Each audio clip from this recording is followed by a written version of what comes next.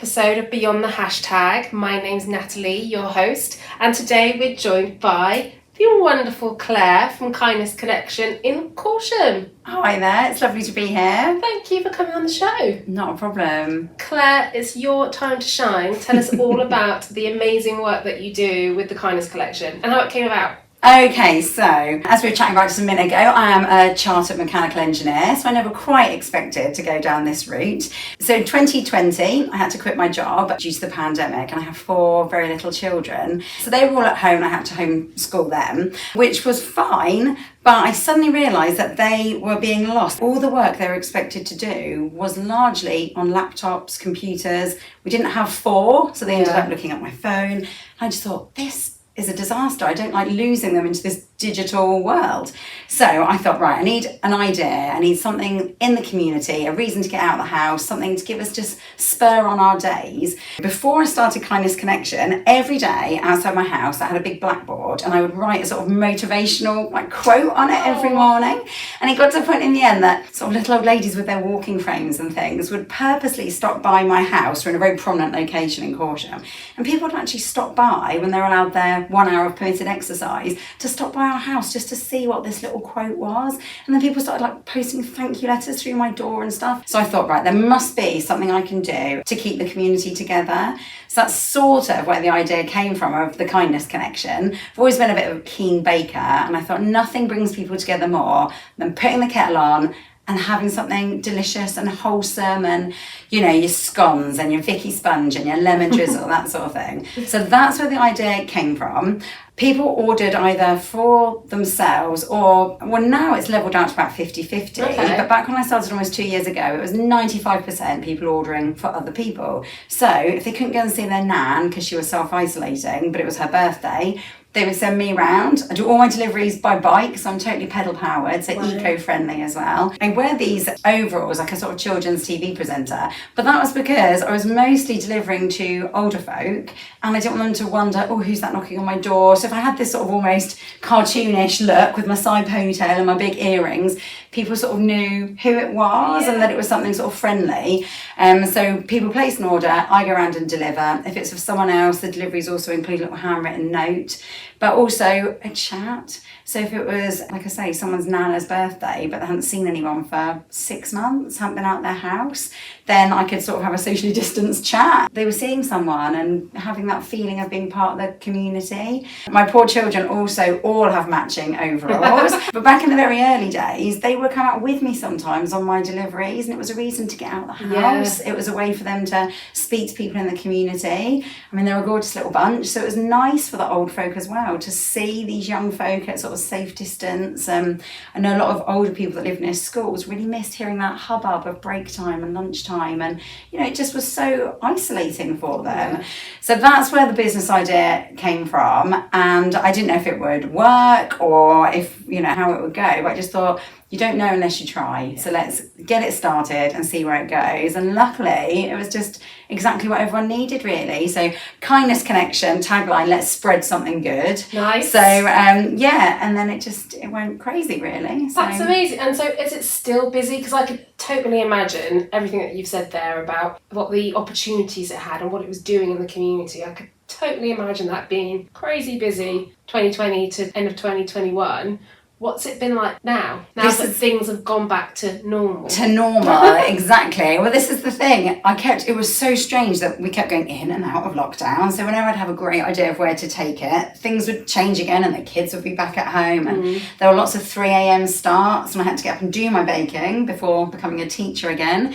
But yes, I thought, where is this going to go when life does return to some sort of quasi-normal? But now it's very strange that they're quiet in the school holidays, really busy term time, and then madly busy for any event. So Mother's Day, Father's Day, Valentine's Day, anything like that. I think people love the fact that it's a local business, that it's completely eco-friendly because it's all done on my push bike. The fact that there's no delivery charge or anything like that. So I only cost about twice the cost of a Moonpig birthday card. Wow. And you're getting all this delicious, homemade, wholesome stuff, supporting local farmers because I source all my ingredients sourced locally. So yeah, and it's not, it's not Amazon, it's not Moonpig, it's something local. So I'm really, really busy for any sort of an event because it's just so cost effective compared to the alternatives. Box of brownies through the post, 20-30 quid, and I've unbelievably managed to keep my prices at £10, so it's still £10 per delivery. Wow. Even though all my raw material costs have doubled in the 2 years since I've been doing it, I've had to slightly reduce the offering from 3 things a week to 2, and my packaging has had to be streamlined. But £10 is just that perfect price point that, it's my friend's birthday and I've forgotten to get a card. £10, you don't give it a second thought. Yeah. It's one of my kids. My kids are, superstar of the week at school. Let's get some cakes, £10. You don't overthink £10. No. So I really wanted to keep it at that level. Yeah, and I think that's a really good way to avoid passing on the costs as well. The kind of situation we're in at the moment economically, a lot of businesses, the first thing they do is increase cost, and pass it on to the consumer. Yeah. And I'm not saying that's the wrong thing to do, but sometimes it's the easiest thing to do. So for you to be able to actually be creative about, well, actually, I'm going to keep the price point the same, the product is still the same, it's just slightly less of it. I've learned this as I've gone along that 90% of what people want when they order from me is that unexpected feel-good factor that they're giving to someone else. Yeah. And actually the overall quantity, as long as the quality stays good, the quantity is almost irrelevant. Because they're not buying it for themselves, are they? It's someone else thought of me, and it's just the best job in the world when you do the deliveries because, you're surprising people. I'm actually quite disappointed on the weeks that it's all people ordering for themselves because it's nice to see them, but I love that surprise element and it's brilliant. And are you cycling just around Caution or? Well, this is the ridiculous thing. So in the first instance, it was supposed to be Caution and surrounding areas. And then I got a phone call once in the very early days and someone said, could you deliver to my nan? She's got a poorly hip, so she's not able to leave the house. She hasn't seen anyone other than family from a distance for 6 months. And I said, yeah, of course, that's exactly what I'm here for. She's in Grittleton. So, right, okay. But then the more they told me how lovely she was and how deserving she was and how lonely she was, I thought, well, I can't say no to that. I just can't. But then it became utterly farcical and I was just going further and further and further. Oh. Hence why last October I cycled a box of scones to my favourite auntie in Tenby.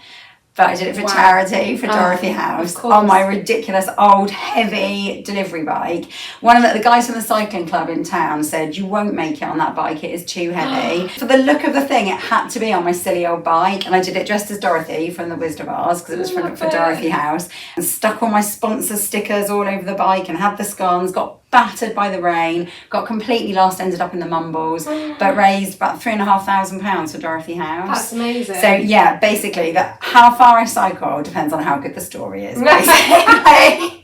And exactly, talk about sort of social media, the engagement I got on that cycle ride was ridiculous. Yeah. Every time I stopped off somewhere for a wee or a drink and I checked on Facebook, the outreach was absolutely ridiculous because people just got behind it. Yeah. Well, let's move on to social media then in that note, because you don't have a website. You've completely driven this business through social media, specifically Facebook? Yes, absolutely. Facebook alone. And I think that is largely, and I don't want to offend anyone with this, but I think that's largely the age of the majority of my customers. Yeah. So I get grief all the time from younger people that I know that say mums on Facebook. Well, actually, mums and grandmas are largely my target market. Yeah. So it's mums, super busy mums and dads that forget someone's birthday, want me to, Claire, can you do a delivery for me today? And I largely can. So actually, and because I'm so local. So I did toy with the idea of Instagram, but if you're a very local business, community focused, actually Facebook really does work. Absolutely. And as you said, I don't have a website. I very much intended to, but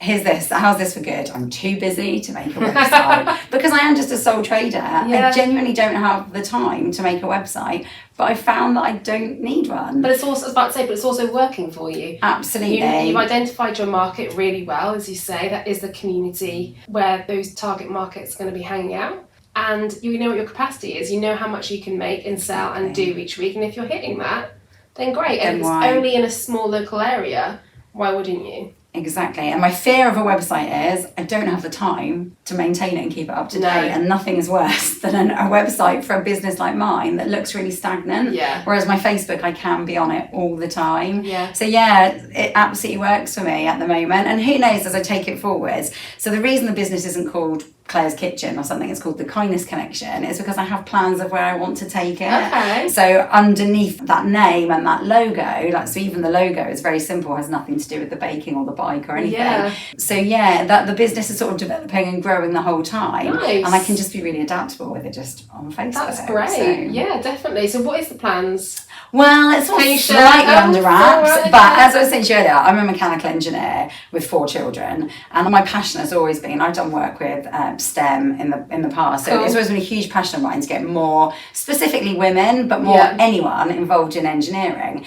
And that needs to be done at an absolute grassroots level. So there's no point going to careers fairs and things once children and young women are 16, 17 and telling them about engineering. That ship has sailed.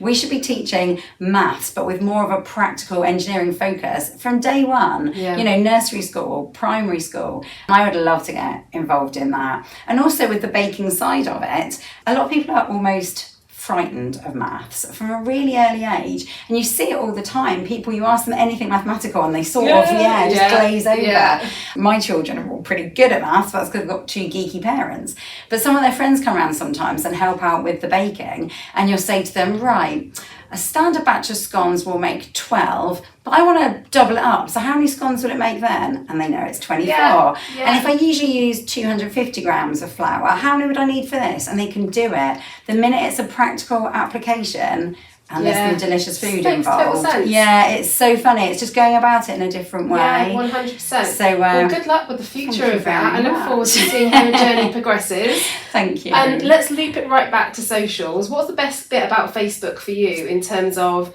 content creation and the business growth? Like, how has it contributed? Well, so Facebook is fantastic, but also I'm sure you guys are aware of this, Canva has been an absolute godsend for me as a small business. It's really, really handy. And so I'm a very practical engineering person, but I'm not massively like graphic design. That's nothing I'd looked at before at all. But Canva is just so user friendly. All my kids use it now. It's hilarious. They use it for school projects and things, but it's fantastic. So those 2 things work so brilliantly that I've got my brand that's really simple. Someone helped me out at the very beginning with my logo and sort of the colour scheme and things. But other than that, I can manage it on a day-to-day basis myself, and it just works so well that I load the new menus every week, which is great, but then, you know, just a menu doesn't potentially get much interest. It's when you put your face or my gorgeous children's faces on. So a couple of things that I do with the business for the community, but it does help with the social side, is every fortnight we call someone a kindness king or queen. So every time someone places an order, they can vote for someone in the community that sort of just goes a bit above and beyond, and whoever gets the most votes each fortnight gets a free delivery on a Friday, and then they're the kindness king or queen, and I take a cheesy picture and upload that on the Friday afternoon, and people just love that. It's that nice little thing to sign off the week, and they love it if it's someone they voted for, or if it's one of their kids' teachers, or loads of the sort of legends on the high street have had it. So Matt and the toy shop, and Toby at the butcher's, and people love engaging with that. It always gets the most hits of the week. It's the community management, it's that community involvement, isn't it? And it used to be, as I said there, it used to be anyone that placed an order could vote, and then someone approached me and said, actually, if I don't want to place an order because I've got every single food intolerance under the sun, but can I please still vote for someone? And I thought, of course you can. There's no reason. I'm not doing it to try and generate more orders, actually. It was just a way of capturing the votes. Anyone can vote, just message me and no problem. So it's so interesting that the things that I've done that have got the most engagement on Facebook are nothing to do with the baking. So when I cycled to Tenby, or the Kindness King and Queen, or when I did my auction recently for Dorothy House. But that's brilliant because it's all just part of the brand. Absolutely. And why do you think, on reflection, why do you think that works the best? Just during the pandemic, everyone just missed that community spirit, and they missed just being able to walk up the high street and say hello to these people. So I think anything that can reward the community or could help bring people together has always been the most popular. And now, like you say, as life is back to some sort of normal, but more than ever, people just love that local community feel. Totally. People love people. And you know, even that age of, some people that place orders with me are in their 80s and they still use Facebook. So people, you know, you're never too old for social media, but they still love it when you turn up on your bike to deliver it. So the 2 things work brilliantly together.